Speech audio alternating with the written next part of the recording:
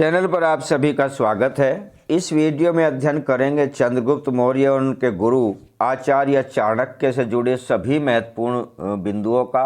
सभी इम्पोर्टेंट प्रश्न वीडियो में शामिल किए गए हैं। वीडियो को आखिर तक देखिए और चैनल को सब्सक्राइब नहीं किया है तो चैनल पर बने रहने के लिए चैनल सब्सक्राइब कर लीजिए ताकि नोटिफिकेशन आपको मिलते रहे।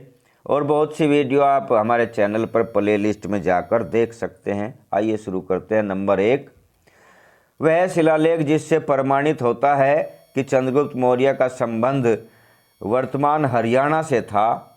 जूनागढ़ शिलालेख यह सिद्ध करता है और हरियाणा उस समय पंजाब में था।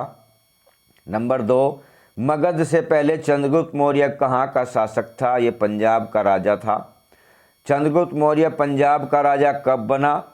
323 ईस्वी पूर्व में ये पंजाब के स्वामी बन चुके थे। नंबर 4, घनानंद को हराकर चंद्रगुप्त मौर्य मगध का शासक कब बना? 321 ईस्वी पूर्व।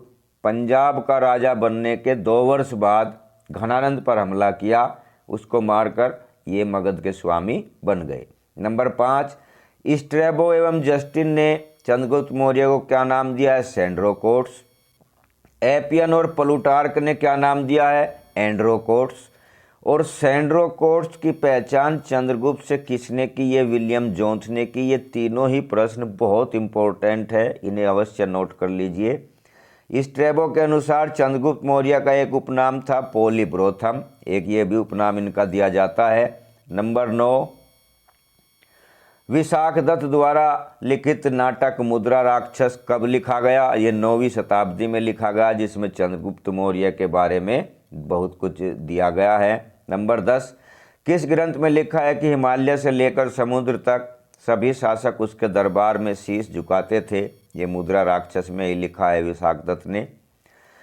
किस ग्रंथ में चंद्रगुप्त को चंद्रश्री अथवा चंद्रश्री कहा गया है? ये मुद्रा राक्षस में ही कहा गया है।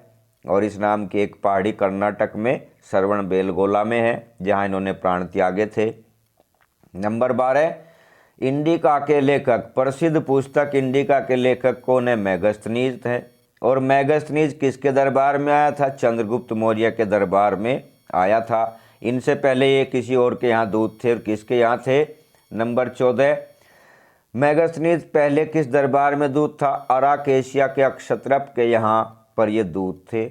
मेगस्थनीज किसका दूत था? यूनानी शासक सेल्यूकस का ये दूत बनकर चंद्रगुप्त मौर्य के दरबार में आया था। इसके विषय में जानकारी, सेल्यूकस निकेटर 305 ईस्वी में चंद्रगुप्त मौर्य से पराजित हो गया और संधि की। संधि में 500 हाथी लेकर हेरात, कंधार, काबुल और जैडरोसिया के कुछ भाग इसने दे दिए तथा पुत्री हेलेना का विवाह चंद्रगुप्त मौर्य से किया और मेगस्थनीज को दूत बनाकर उसके दरबार में भेजा। हेलेना के विवाह की जो जानकारी है वो एपियन ने दी है, इसका विवरण एपियन ने दिया है। नंबर 16, भारत का प्रथम विदेशी इतिहासकार किसे कहा जाता है? मेगस्थनीज को ही कहा जाता है, ये प्रथम विदेशी इतिहासकार इनको माना जा गया है। चंद्रगुप्त मौर्य की सेना को किसने डाकुओं का गिरोह कहा? जस्टिन ने कहा। सिकंदर व चंद्रगुप्त की भेंट का वर्णन किसने किया है? ये जस्टिन ने किया है। चंद्रगुप्त मौर्य और सिकंदर की भेंट का वर्णन जब वह मिलने गया था और वहाँ झगड़ा हो गया था दोनों का। नंबर 19, भारत का प्रथम साम्राज्य निर्माता कौन था? चंद्रगुप्त मौर्य था। जूनागढ़ अभिलेख किसका है? रुद्रदामन का है, जो साबित करता है कि चंद्रगुप्त मौर्य और मौर्य वंश का संबंध हरियाणा से था।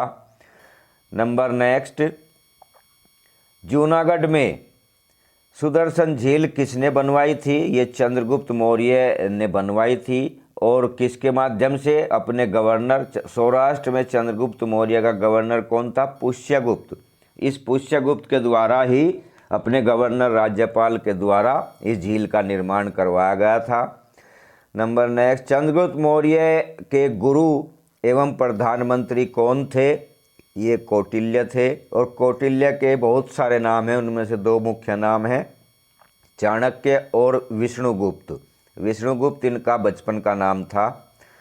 नंबर 26, कौटिल्य द्वारा लिखित अर्थशास्त्र की विषय वस्तु क्या है? राजनीति है। बहुत इम्पोर्टेंट है क्योंकि नाम अर्थशास्त्र है और विषय इसका राजनीति और प्रशासन है, इसलिए बहुत इम्पोर्टेंट है, बहुत बार पूछा जाता है। बॉक्स में दी गई जानकारी बड़ी इम्पोर्टेंट है। चाणक्य का जन्म तक्षशिला में एक ब्राह्मण परिवार में हुआ। इनका मूल नाम विष्णुगुप्त था।